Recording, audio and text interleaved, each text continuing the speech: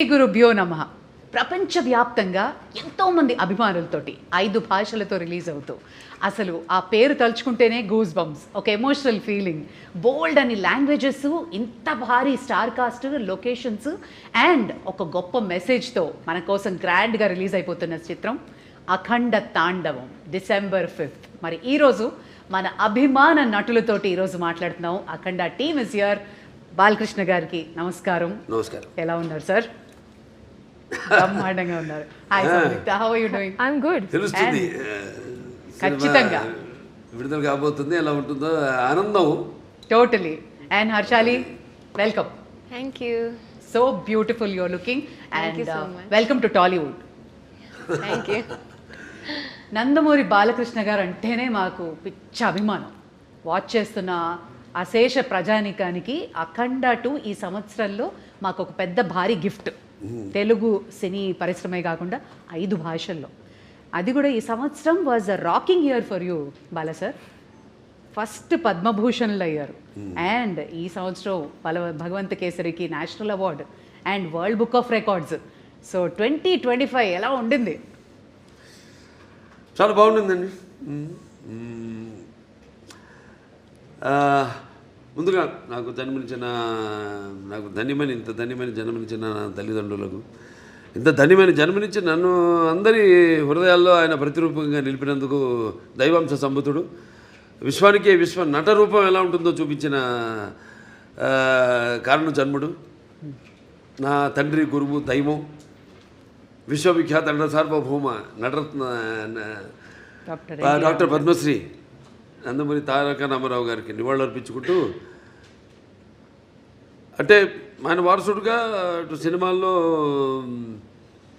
ఆయన మరబడిని ముందుకు తీసుకెళ్తూ అటు అన్ని రకాల సినిమాలు, అటు పౌరాణికాలు కానివ్వండి, జానపదాలు కానివ్వండి, సాంఘికాలు కానివ్వండి, సైన్స్ ఫిక్షన్స్ కానివ్వండి, ఇటువంటివన్నీ కూడా ముందుకు తీసుకెళ్తున్నందుకు చాలా సంతోషంగా ఉంది.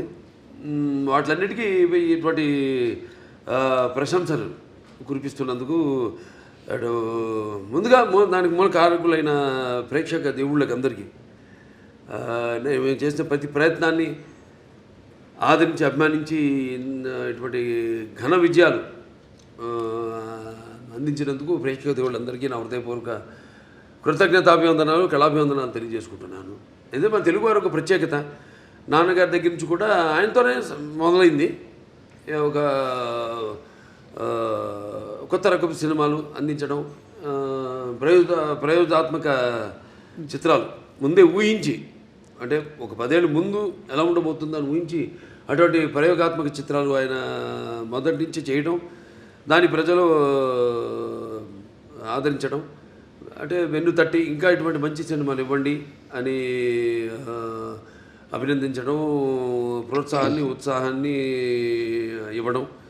సో ఆ వరవడిలోనే ఈ యొక్క ఆయన ఈ పరంపరను ముందు తీసుకెళ్తున్నందుకు సో అటువంటివన్నీ ఓకే, చాలా సంతోషం. అటు కేంద్ర ప్రభుత్వం నన్ను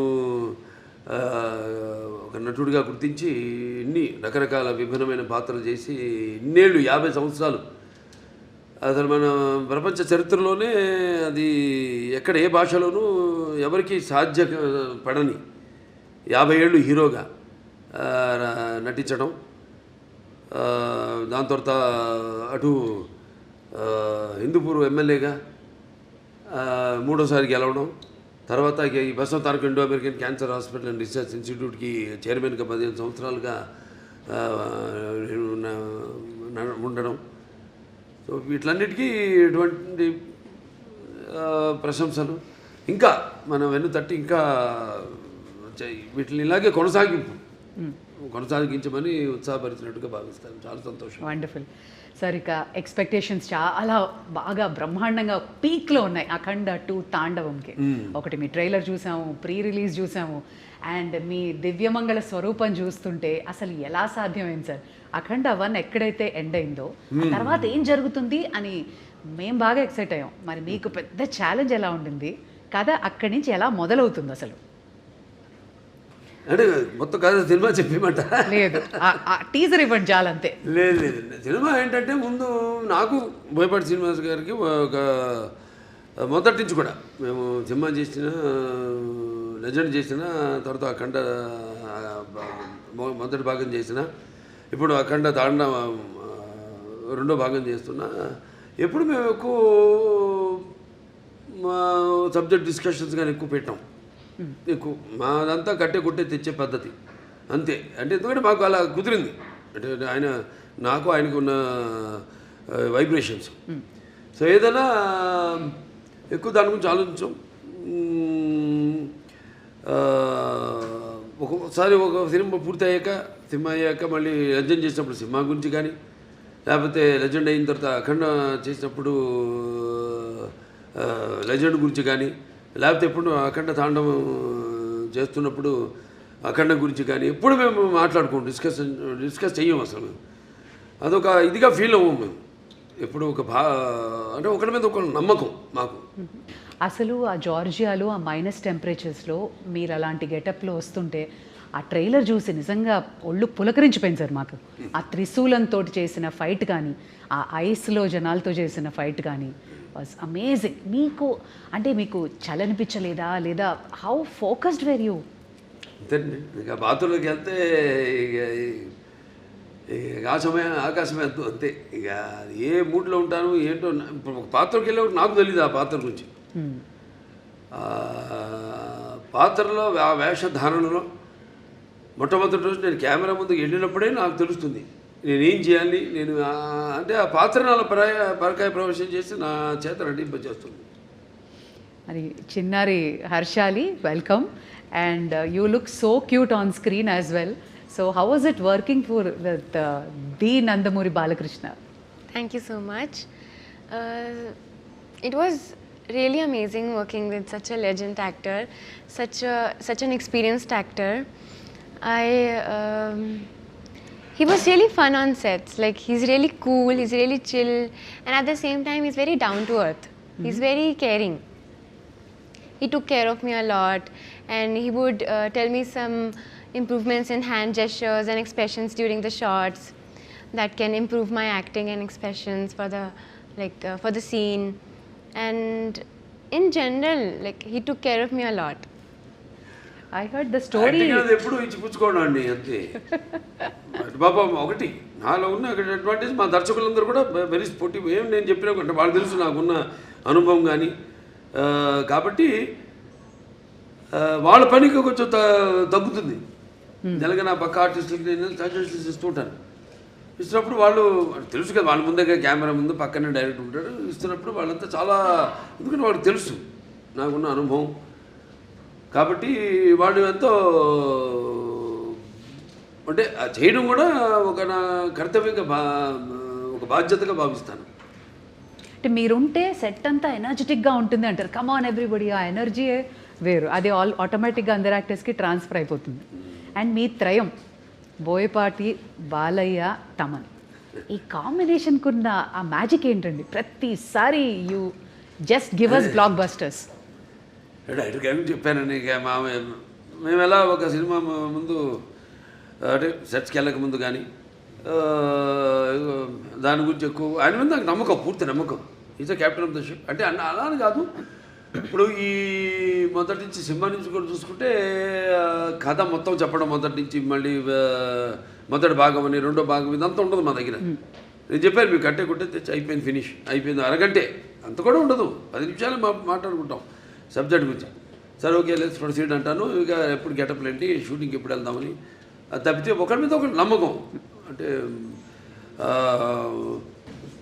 తర్వాత ఇక మన తమన్, ఆయనకేమో ఇప్పుడు మొన్నే చెప్పారు కూడా ఆయన ఇట్లా ఎలా ఉండబోతుంది సినిమా అని.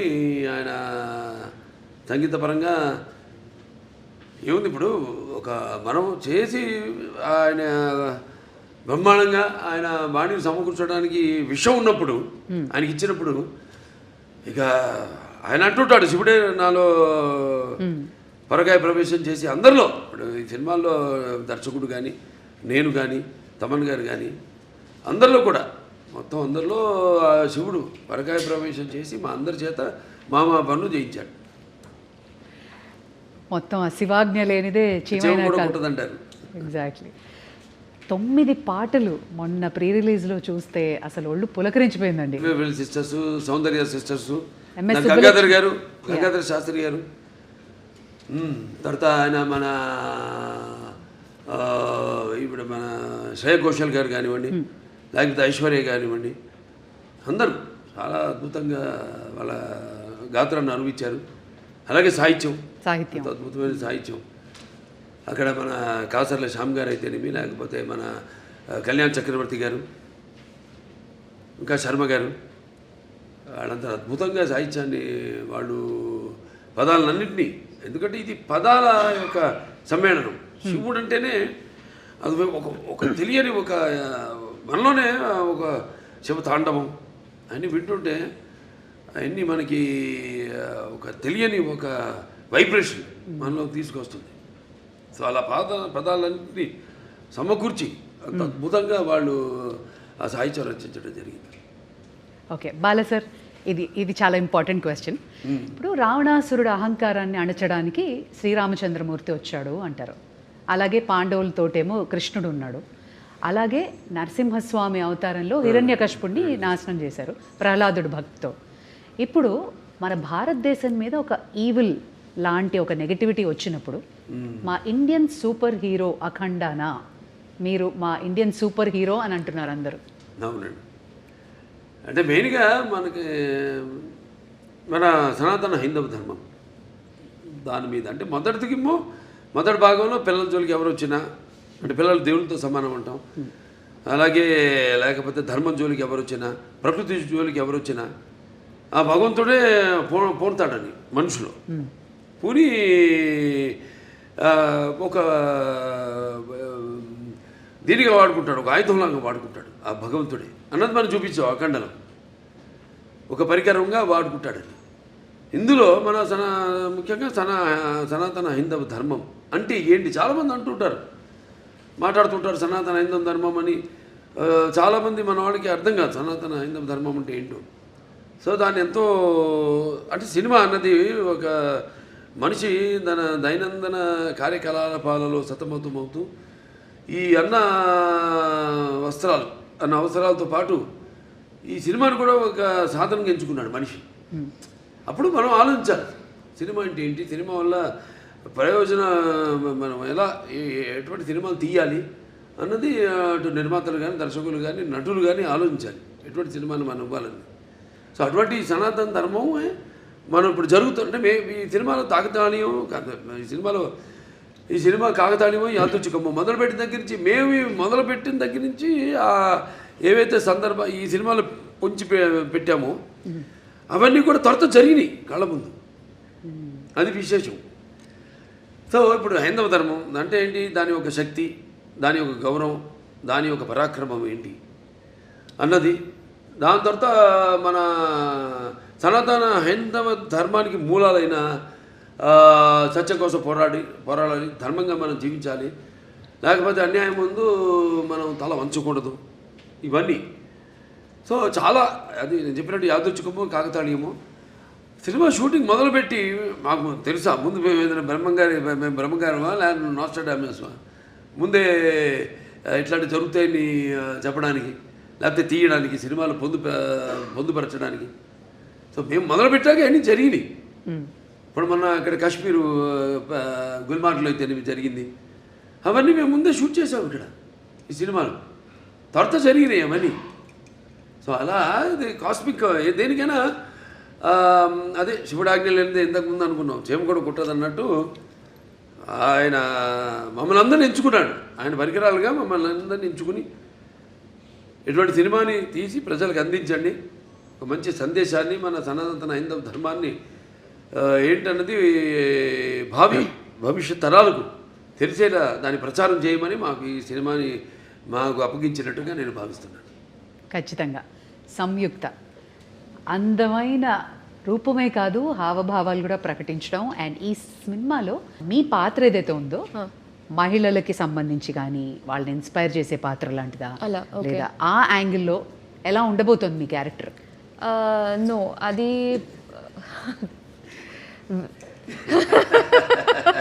అందంగా ఉందని పాట రిలీజ్ చేసాం, పాట రిలీజ్ చేసాం మన సాంగ్ బ్రహ్మాండంగా. సో అదేమి ఐటమ్ సాంగ్ ఏం కాదు, అది మామూలుగా ఇంతకుముందు సినిమాల్లో కూడా నేను చేసిన సినిమాల్లో ఉన్నాయి, కానీ ఇది అటువంటి ఐటమ్ సాంగ్ కాదు. ఇది ఒక సందర్భానుచితంగా ఆ సినిమాలో వచ్చే ఒక ఆహ్లాదకరమైన వాతావరణంలో ఒక పుట్టినరోజు పండుగ జరుగుతున్న సందర్భంగా వచ్చే పాట అది. నైస్. ఇది డైరెక్టర్ గారు ఎలా రాశారంటే, నా క్యారెక్టర్ గురించి నేను ఏమైనా చెప్తే అది స్టోరీ లైన్ నేను చెప్పాలి. ఓకే. అది ఇలా అవుతుంది ఈ సీక్వెన్స్. సో నాకు ఒకటి ఏంటంటే my character will come in a very very strong important sequence in this film. So కొంచెం సర్ప్రైజింగ్ ఫ్యాక్టర్ ఉంటుంది. I'm looking for his expression because if I don't know if I don't want to reveal anything స్టోరీలో ఉన్నది. కానీ ఒక surprising మూమెంట్లో ఒక surprising factor లాగా my character will come and will be very different. నేను ఇలా ఒక క్యారెక్టర్ ఇట్లాంటి ఒక సీక్వెన్స్ నేను ఇప్పటివరకు నేను చేయలేదు. అబ్సల్యూట్లీ. ఇలాంటి సినిమాల్లో కొంచెం డివైన్ ఎలిమెంట్స్ ఉన్నప్పుడు ఏమైనా రెఫరెన్సెస్ తీసుకోవడం, హోంవర్క్ చేయడం లాంటి జరిగిందా? No, fortunately, I don't have to do any extra homework for something related to this. I mean, because that's something that's part of my life. So just because I'm doing a film, I don't have to do an extra homework because this is part of my life. ఇప్పుడు నేను వేరే ఏమైనా ఒక police character అట్లాంటి ఏమైనా చేయాలంటే నేను homework చేయాలి దాన్ని బట్టి. But this is like I was very excited. First of all when this movie first part release అయ్యేప్పుడు I was just entering Telugu cinema. So మనం కొంచెం అలా ఆలోచిస్తే విల్ బీ లైక్ పెద్ద హిట్ అని తెలుసు అప్పట్లో. And when we know that ఆ హైప్ ఆ టైంలో రిలీజ్ అయిన తర్వాత ఆ హైప్ అవన్నీ చూసి మనం అనుకోలేం కదా, కొన్ని యూనో ఇయర్స్ తర్వాత మనకి కూడా సెకండ్ పార్ట్ వస్తే మనకి ఒక క్యారెక్టర్ మంచి క్యారెక్టర్ ఉంటుంది. Will not think all that. So అలా ఆలోచిస్తే that in the bigger picture it all feels good and nice. Exactly. I was about to ask. First చూసినప్పుడు అఖండ చూసినప్పటికీ అందరికీ అసలు ఒక యూఫోరిక్ మూమెంట్ వచ్చేసింది సార్ని చూసి. అవును. సెకండ్ పార్ట్లో నేను ఉంటానని మీకు అనిపించింది అప్పుడు? అసలు ఎలా మనం ఆలోచన కూడా లేదు. See so it was a surprise. First of all నేను నాకు ఈ కాల్ ఈ క్యారెక్టర్ ఎలా యాడ్ చేశారు, because in the first part there is a different heroine and then how that is transitioning. So I'm not we are not paired in this movie. So I play a very important character. So ఆ క్యారెక్టర్ని ఈ స్టోరీలో ఎలా blend చేశారు ఇవన్నీ చాలా ఉన్నాయి ఈ మూవీలో. ఐ వాంటెడ్ టు ఆస్క్, మనకి దేవుళ్ళ కథలు ఇవన్నీ తెలియాలంటే అమ్మ, నానమ్మ, అమ్మమ్మలు వీళ్ళే చెప్తారు. మీకు అలా ఎవరైనా చెప్తారు? ఓకే. సో మా చిన్నప్పుడు మా తాతగారు used to tell me stories. కానీ మా అమ్మమ్మకి ఒక్కటే ఒక స్టోరీ తెలుసు, Hiranyakashipu. So she used to do this. ఎప్పుడు నేను అడిగినా but I used to have listen to that, I'm not exaggerating, some 500 times. అదే కదా. అదే కదా. She only knows one poem she used to tell me, and this ప్రహ్లాదుడు. And then she used to make that into a child, అంటే ఒక చిన్న పిల్ల. నేను చిన్నప్పుడు how she used to say is in the story they'll ask, no, is he inside this pillar? Then so my amma used to be it like, is he there in the fan? Yeah. Is your God there in the fan? So అలా మార్చుకుని she used to tell that story అనమాట. But my grandfather used to tell me a lot of story. But other than that I used to read a lot. అందుకే ఈ రోజుకి చూడు భలే గుర్తుండిపోయింది. Fan చూసినప్పుడు హిరణ్యకశిపుడు గుర్తొస్తాడు. No, not that. Other than that also I have read Mahabharata. So I read it on my own. Amazing. ఆవిడకి ఆధ్యాత్మిక చింతన ఎక్కువ బాగా పర్యటిస్తూ ఉంటుంది. ఈ ఏవైతే ఈ క్షేత్రాలు ఉన్నాయో, పుణ్యక్షేత్రాలు ఇవన్నీ very religious you are. And just telling that you keep on touring. అవునండి. ఇవన్నీ బాగా పుణ్యక్షేత్రాలు. Yes, I do. But more than that, my sadhana is a very different journey. So I learned Kashmiri Shaivism. So that learning is there on so మీ లైఫ్లో కూడా శివుడు ఉన్నాడు. 100%. That's what brought you here into this project. Yeah, that's for me. Cosmic energy అంతే, cosmic energy. See, for me, it's a reality. For me, the Shiva or Shakti is a reality with which I live. So it's not an extra Not a force. It's not a myth. Obviously, it's my existence. It's in my breath. Beautiful. you're almost in the spiritual journey. Not almost. I was always in the spiritual journey from a very young age, and then I've been learning and practicing Kashmiri Shaivism for the last 5 years. Yeah, but never said that in any interview. We got it. Today, the last interview, I Om just Namah said. Shivaya. Shivudu only made us get that out. అంతే అంతే. Okay Bala sir, నా అసలు అఖండ తాండవానికి కథ ఎంచుకోవడానికి కారణం ఏంటి? అంటే ముఖ్యంగా ఈవిడ హర్షాలి పాత్ర ఆ సినిమాలో ఉండిపోయింది. దాంట్లో చివరిలో అంటాను నేను, మీకు ఎప్పుడు ఎటువంటి అవసరాలున్నా నన్ను ఒకసారి తలుచుకో, నేను నీ ముందు ప్రత్యక్షం అవుతాను అలా అంటాడు. అది ముందుగా మాకు అది ఒక తీగ లాగితే డొంక కదిలింది అన్నట్టు ఆ పాత్ర లాగితే మొత్తం కథ అంతా వచ్చేసింది మాకు. సెకండ్ పార్ట్ తీయడానికి కనెక్షన్ ఉండాలి కదా, ఏదో దీనికి దానికి కనెక్షన్ ఉండాలి, అది మెయిన్. లేకపోతే సినిమా నిడివి ఏదైతే మన కోలమానం ఉంటుందో సినిమా ఎంతసేపు మనం కూర్చోబెట్టాలి, జనాన్ని అన్నది ఇంపార్టెంట్. ఇవాళ చూస్తున్నాం 3 గంటలు దాటిపి సినిమాలు, కథ ఉంటుంది కానీ ఒక చిన్న పాయింట్ దాన్ని 3 గంటల పైన సినిమాలు ఏంటో అర్థం కాదు. మేము ఇప్పటికి ఇంత పెద్ద సినిమా తీసి, పెద్ద సినిమా అంటే ఎక్స్పెక్టేషన్. ఇప్పుడు దాంట్లో ఎందుకు పెద్ద అంటున్నానంటే, అఖండ మొదటి భాగం విడుదలైంది కోవిడ్ టైంలో, పాండమిక్ టైంలో.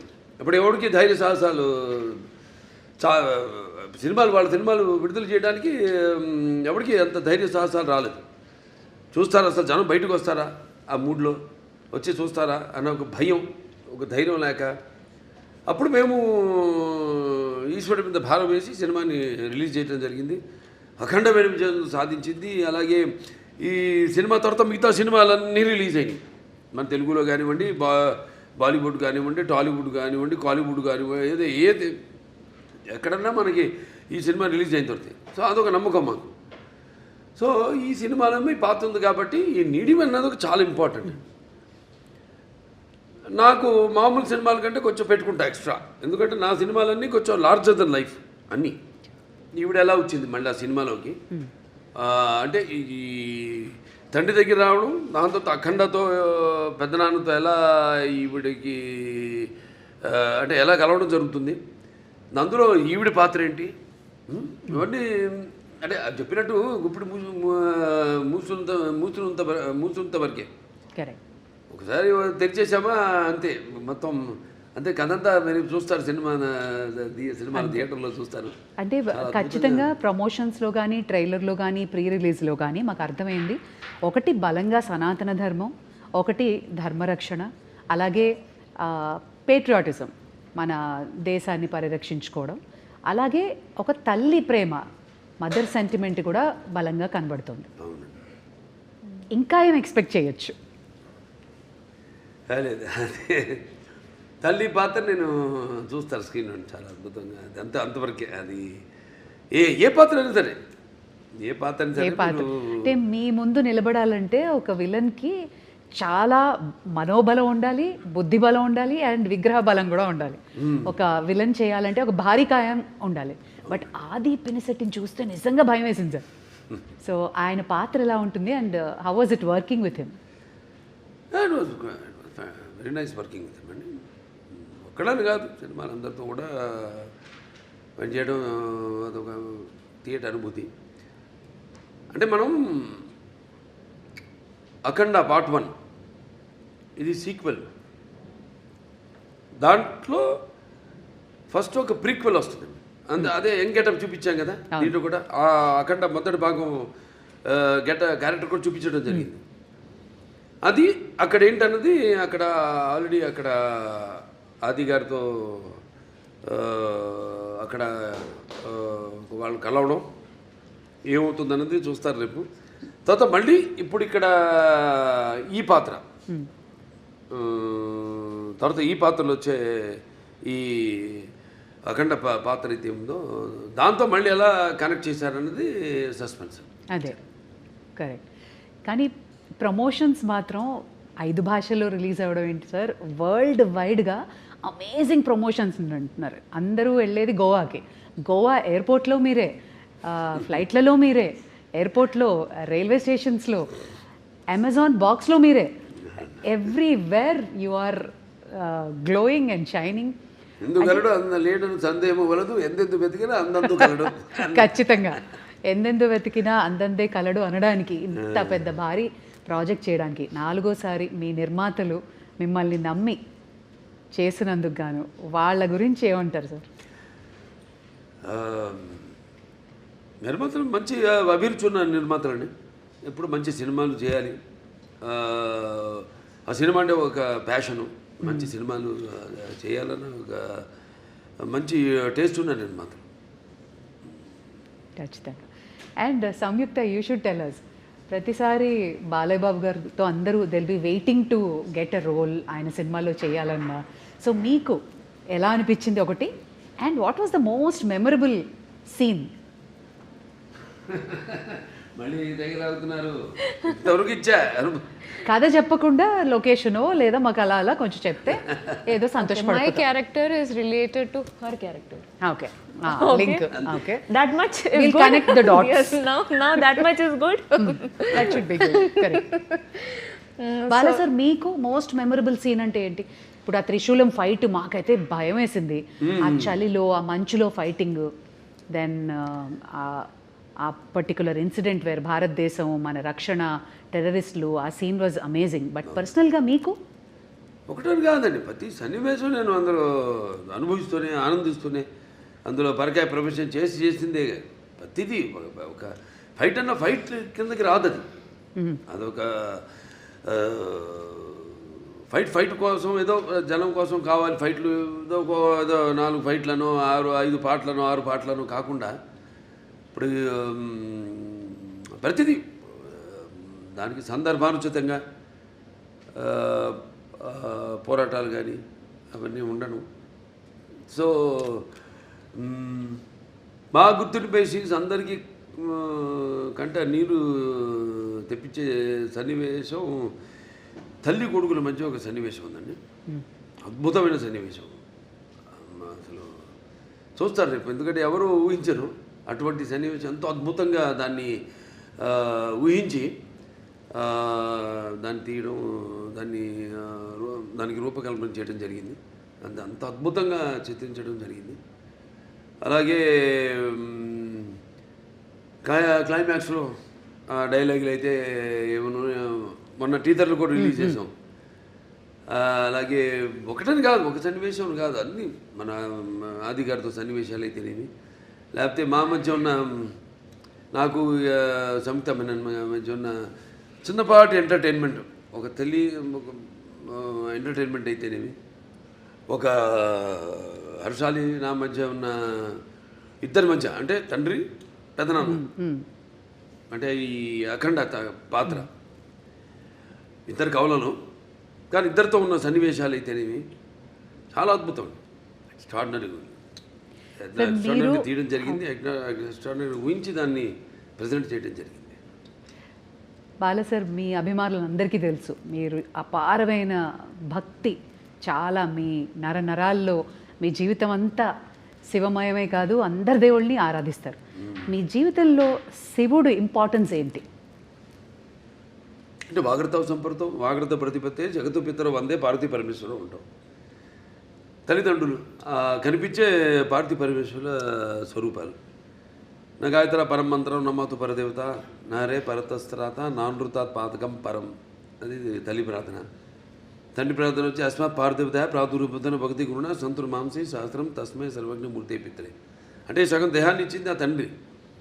మంచి గురువులు దగ్గర శుశ్రూష చేసి జ్ఞానాన్ని, విద్యని పొందమని. దాంట్లోనే ఒక భాగం మన సనాతన హైందవ ధర్మం. అంటే మన వాళ్ళు చాలామంది ఉన్నారు గొప్ప, మన వేదాలు మామూలు కావు. ఇప్పుడు ఆయన దండిబట్ల విశ్వనాథ్ శాస్త్రి గారు అయితేనేమి, ఆయన అప్పుడు నాజీలు హిట్లర్ ఉన్న టైంలో ఆయన్ని కిడ్నాప్ చేసి జర్మనీకి తీసుకెళ్ళి, ఈరోజు కూడా జర్మనీ క్యాపిటల్ బర్లిన్లో ఈ అక్కడ ఆయన చిత్రపటం ఇప్పటికీ ఆయన ఫోటో ఉంది అక్కడ ఎక్స్టర్నల్ అఫేర్స్ మినిస్ట్రీలో ఇవాళకి ఆయన ఫోటో ఉంది.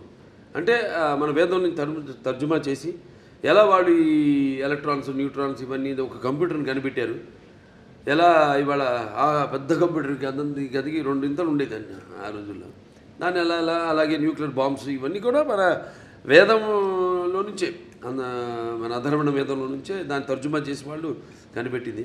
అలాగే ఇప్పటికీ మనం మెల్బోర్న్ కదా వెళ్తే యూనివర్సిటీ ఆఫ్ అది సర్జన్స్ ఏదో ఉంది అక్కడ శుశ్రూషుడని అప్పుడు ఆ రోజుల్లో మరి ఆయన ఇవాటికి ఆయన స్టాచ్యూ ఉంది అక్కడ బస్ట్, ఆయన ఒక ఋషి. అంటే మరి ఎనస్థీషియా అది లేకుండా ఎలా ఆపరేషన్ చేసేవారు ఆ రోజుల్లో. Father of rhinoplasty, Sushruta Samhita. So శుశ్రూషుడు ఇవన్నీ చాలా గొప్ప వాళ్ళు. మీ వేదాల సారాంశాన్ని వాళ్ళు సరైన సారాంశాన్ని తీసుకుని ఓకే అంటే అధర్వణ వేదం వరకు చెప్తున్నాను. వేరే సామవేదాలు ఉన్నాయి, యజుర్వేదాలు ఉన్నాయి, ఋగ్వేదం ఉంది, అదంతా వేరు అలా. సో అలా మన భావితరాలకి దీన్ని ఇంకా ముందు తీసుకెళ్లాలంటే సినిమా అంత గొప్ప మాధ్యమం ఇంకోటి లేదు నాకు తెలిసి. ఎందుకంటే ఇప్పుడు నేను చెప్పాను ఇంతకుముందు ఈ దైనందిన కార్యకలాపాల్లో పడిపోయి ఎలా మనిషి సతమతం అవుతున్నాడు, ఎలా వాళ్ళకి బరువు కాంపిటీషను, దాంట్లో అది కాకుండా వాళ్ళు ఎలా గుంజుకుపోయింది ప్రపంచం, ఆ గుంజుకుపోయిన ప్రపంచాన్ని ఎలా సరిగ్గా వాడుకోవాలి దాన్ని. ఇప్పుడు ఏ వచ్చింది, ఆర్టిఫిషియల్ ఇంటెలిజెన్స్ వచ్చింది, ఇప్పుడు ఇవన్నీ వచ్చినప్పుడు దాన్ని ఎలా వాడుకోవాలి ఏమిటి అని దాన్ని మనల్ని సరైన మార్గంలో తీసుకెళ్లే సినిమా మన అఖండ తాండవం. Okay, one thing about Boyapati Srinu గారు, ఆయన అసోసియేషన్ మా అందరికీ తెలుసు, మీరు ఎక్కువ డిస్కషన్స్ ఉండదు, బట్ మాకు తెలియని విషయం ఒకటి చెప్పండి బోయపాటి గారి గురించి. ఆయన కథ చెప్పే విధానం కానీ ఆయన ఆలోచన కానీ ఎలా ఉంటుంది? వేడిగా ఉంటుందండి. చెప్పేది కూడా నేను ఎలాగా ముందు ఆయన వచ్చి నన్ను గమనిస్తాడు. ఆయన ఇప్పుడు ఒక సినిమా అయిపోయింది మళ్ళీ చేద్దాం అనుకుంటున్నాం, ముందు రోజు ఒక పూట వచ్చి గమనిస్తాడు నన్ను ఆయన. నేను ఏదో ఒక ఆవేశంగా మాట్లాడుతుంటాను. ఎందుకంటే నాకు చాలా సినిమాలు చిన్నప్పటి నుంచి చూసిన సినిమాలు అయితేనేమి, అవి తెలుగు కావచ్చు, లేకపోతే హిందీ సినిమాలు కావచ్చు, లేకపోతే హాలీవుడ్ సినిమాలు కావచ్చు, నాకు చాలా అపారమైన అవగాహన ఉంది సినిమాల గురించి. నాకున్న వైబ్రేషన్స్ ఏదో ఆవేశంగా మాట్లాడుతుంటా, నా హావభావాలు ఆంగికం కానీ నా వాచకం కానీ ఏదో పట్టేస్తాడు ఆయన. ఆ ఆంగికము ఆ వాచకం పట్టేస్తాడు ఆయన. మీ బాడీ లాంగ్వేజ్ బాగా తెలుసు, బాగా ఆయన తెలిసినంత ఎవరికి తెలియదు. పట్టేస్తాడు ఆయన దాన్ని, పట్టేసుకొని దాని నుంచి ఒక కథ వచ్చేస్తుంది మాకు. అంత ఈజీ మాకు కథ చేసుకోవడం అనేది. దాని గురించి ఎక్కువ డిస్కషన్స్ మళ్ళీ అంత ఉండదు. మీరు కన్విన్స్ అయిపోతారు ఆయన చెప్పిన దానికి. ఇక మొత్తం కథ చెప్పడం ఆయన నాకు అసలు ఎప్పుడు మొత్తం కథ విన్న సందర్భమే రాలే నాకు. మొత్తం కథ విన్న అసలు సందర్భమే రాలే నాకు.